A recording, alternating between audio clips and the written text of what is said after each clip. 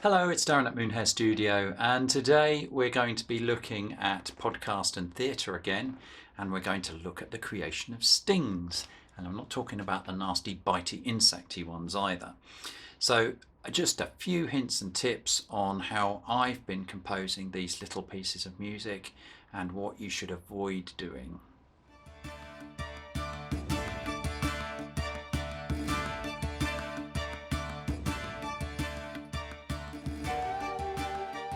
So most likely the first thing that will happen when you get taken on to do a podcast, radio play or even a theatre production is that you'll get the script and you can look through and see exactly what you've got to do.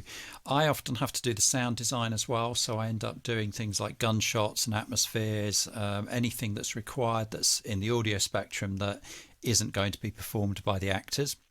But we're most interested in the music, obviously. So I will first off have a look through the script. I'll go through page by page, mark down anything that I need to do and come up with a comprehensive list of all of the music and effects. The music is often described as grams in the script. So you'll see, if we have a quick search, here we go, grams, we've got tense pursuit music.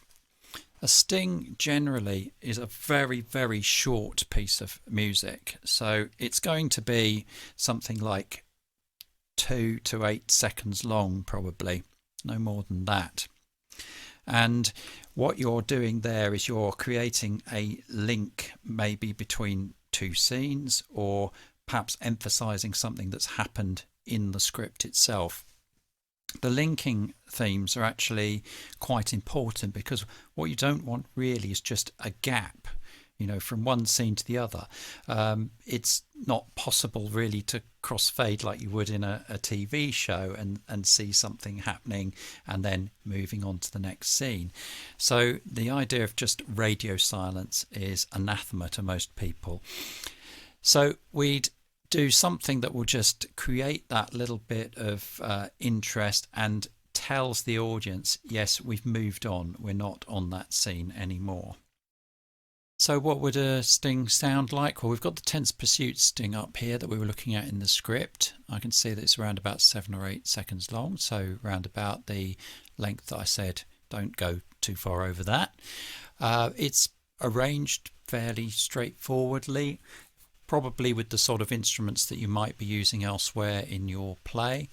And this one is to link two scenes, so it sounds something like this.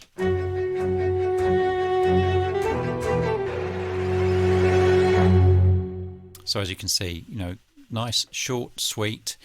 There's a little bit of a tail off at the end there, so dialogue can come in under the end of it, but it's conveying that sense of urgency and that something is happening. These people are moving on. So once you've got your stings recorded, obviously you do want to be able to play them to the producer, the director, or whoever is going to be directing the play. And what I tend to do is I'll set up a SoundCloud page on my account, and I'll have a different one for each play that I'm working on at any one time. This one was the previous one, and you can see there's quite a few different little stings here, all around about the same sort of amount of time as I mentioned before. So you give a link to that to the director. They can have a listen, they can tell you if you're going in the right direction. Probably better to do it earlier rather than later. Don't write the whole play before the director has had a chance to have a listen, otherwise you might get a bit of a nasty shock. And so here's the one that I'm doing at the moment. Not much in there yet because I'm halfway through it. We've got the actual main theme tune, which has already been signed off. Quite happy with that pursuit sting.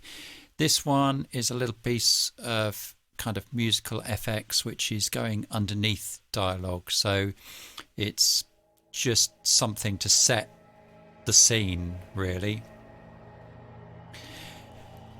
There's a really good rule of thumb when you're doing music underneath dialogue, and that's don't make it too dramatic or draw people's attention away from what the play is about, because that's the worst thing you can do as a composer, is impose yourself on the audience.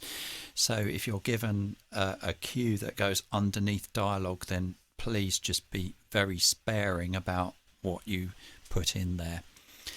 But anyway, that's a sort of brief rundown of the sort of things that you would get up to and what a sting is.